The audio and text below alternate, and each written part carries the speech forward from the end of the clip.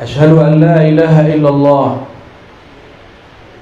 la ma'budu bihaqqin illa hu wa asyhadu anna Muhammadan 'abduhu wa rasuluhu laulahu ma 'arafna ma'budah. Amma ba'du.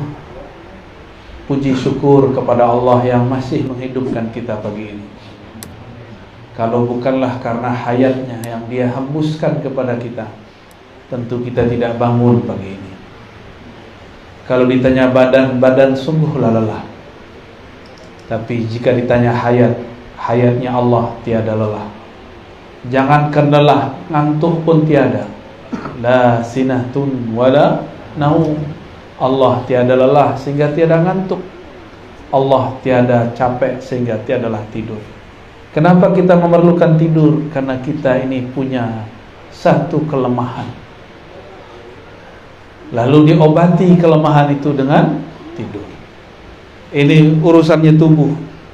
Tapi apabila ruh sudah menguasai tubuh, sudah tidak dipenjara oleh dunia tubuh, maka ruh ini maunya bangun sepanjang masa. Ya. Makanya ada orang tidak tidur-tidur, itu ruhnya lebih dominan. Kalaupun dia tidur, tidurnya bukanlah tidur nyenyak, tidur lelap. Itulah Rasulullah, matanya tidur, hatinya tidak pernah tidur. Hatinya selalu bersama Allah Subhanahu wa ta'ala. Ini rantau kita. Nabi mengatakan, kun fid dunya ghariban. Jadilah engkau seperti orang asing yang merantau, au ka'abir sabil, orang yang sedang melancong, sedang merantau. Kalau kita merantau, kita tak berani banyak-banyak punya. Yang pernah keluar negeri, keluar kota sering-sering, jika banyak bawa koper, ribet keluar. Maka orang-orang yang terlalu banyak menyimpan, itu kurang berbagi selama di dunia. Maka ketika dia berpindah alam, transit di alam barzakh, susah bawaannya. Nabi paling kaya, Nabi siapa? Sulaiman. Ada orang lebih kaya dari Nabi Sulaiman. Secara hukum kudrat iradat tertulis di Lauh Mahfuz, kekayaan Nabi Sulaiman mesti dihisab 2000 tahun. Mesti dihisab 2000. Maka Nabi Sulaiman pun minta syafaat kepada baginda Rasulullah sallallahu alaihi wasallam. Hatta Nabi Sulaiman minta syafaat. Kita bukan nabi. Kita bukan nabi. Ini Pak, kain ini nanti dihisab. Ini satu lembar kain ini dihisab. Satu kancing ini nanti dihisab, lama hisabnya. Kopiah ini nanti dihisab semua, lama hisabnya. Kalau cincin ini dihisab juga, ditanya dari paman pirin, selesai. Tapi yang lama ditanya nanti paman pirin, cari paman pirin, itu di mana? Dari mana? Lama. Tapi kalau kita menjadi ikhwan Rasulullah, saudaranya Rasulullah begitu berendah hati menyebut orang-orang di akhir zaman ikhwannya. Kata baginda Rasulullah SAW dalam hadis yang sahih riwayat Imam Nasai, wadidtu, aku rindu ingin bertemu saudara-saudaraku. Sahabat Nabi bergetar, alas Nabi ashabika ya Rasulullah, alas Nabi ikhwanika ya Rasulullah. Wahai baginda Rasul, bukankah kami ikhwanmu, saudaramu? Saudara, ikhwan bahasa sini apa? Benar, saudara juga. Sana. Dang sana. Oh, mirip bahasa Melayu saya juga ya. Dun sana. Dang sana. Kalau di Jawa kisana, oh beda lagi. Itu film Kamandanu. Nabi mengatakan, aku rindu dan sanaku. Kira-kira begitu. Kata para sahabat, bukankah kami wahai Rasulullah? Kata Nabi SAW, kalian ashabi, kawanku, berarti sahabatku, sahibku. Sedangkan dan sanakku adalah orang yang tidak bertemu aku, tapi dia percaya kepada aku, dia cinta kepada aku, Dia merindukan aku. Semoga kita semua termasuk ikhwan Rasulullah SAW. Itu nama kita sudah ada dalam daftar qalbu Nabi. Kalau Nabi sebut ikhwani, semua deretan namanya sudah ada di qalbu beliau. Itulah yang disebut nama-nama ruhani.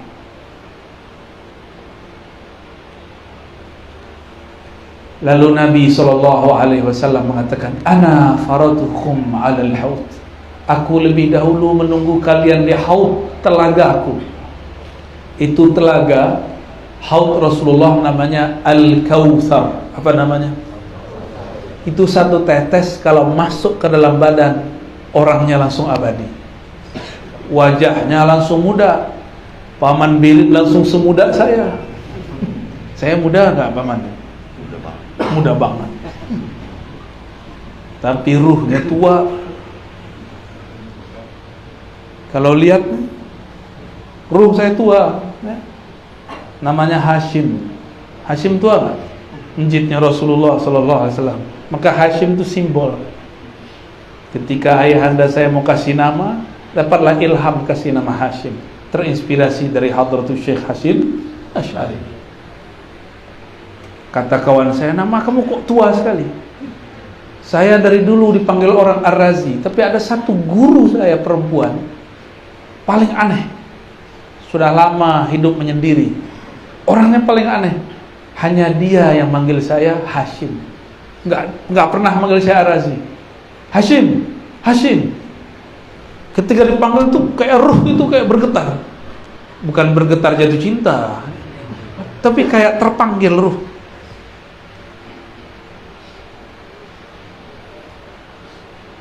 Kalau yang memanggil kita dengan nama kecil, nah, kemarin saya nanya sama Paman, waktu kecil dipanggilnya apa? Aing.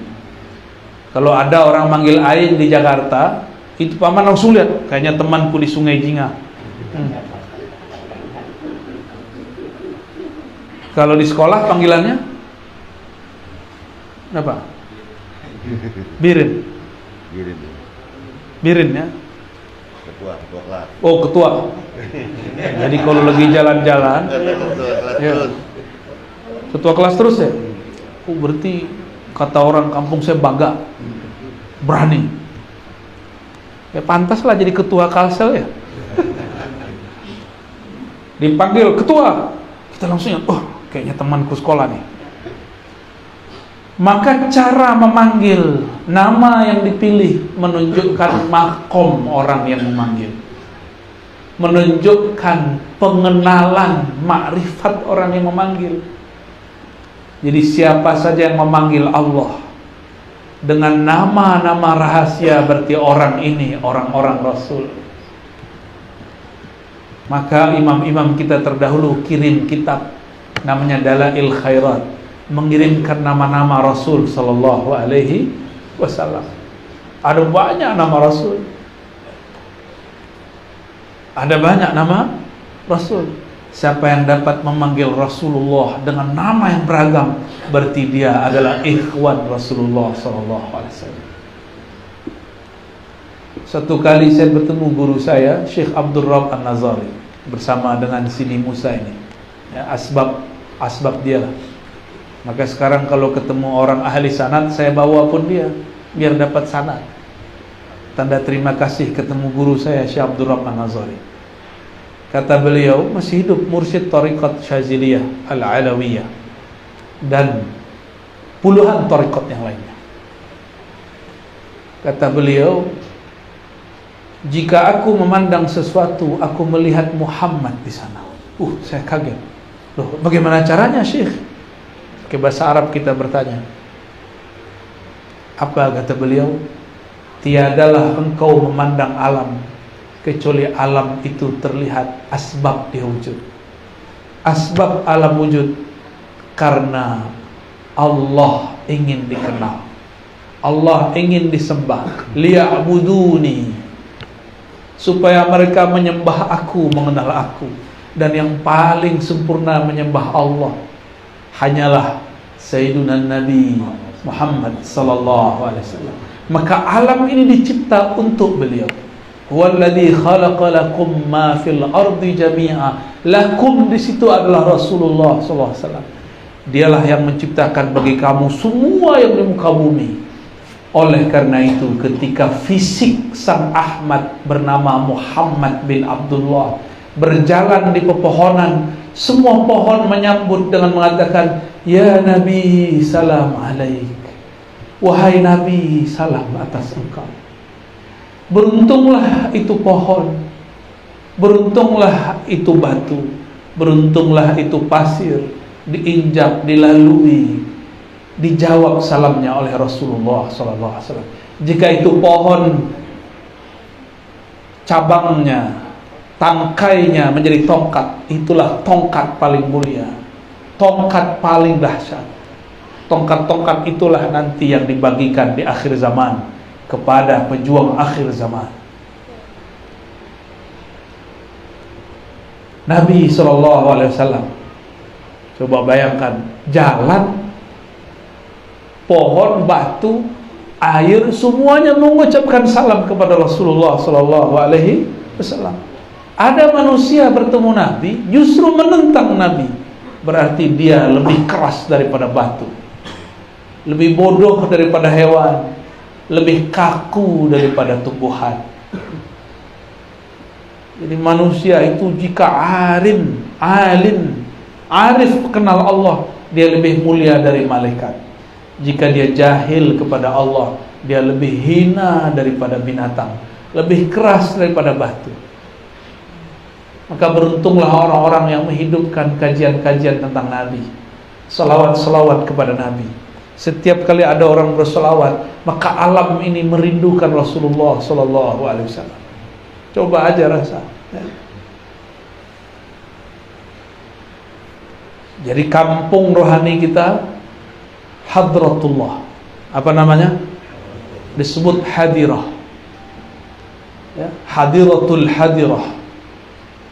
Hadir di hadapan Allah. Itulah kampung. Tapi untuk pulang kampung perlu tiket. Kalau mau beli tiket nggak punya nama, bisa?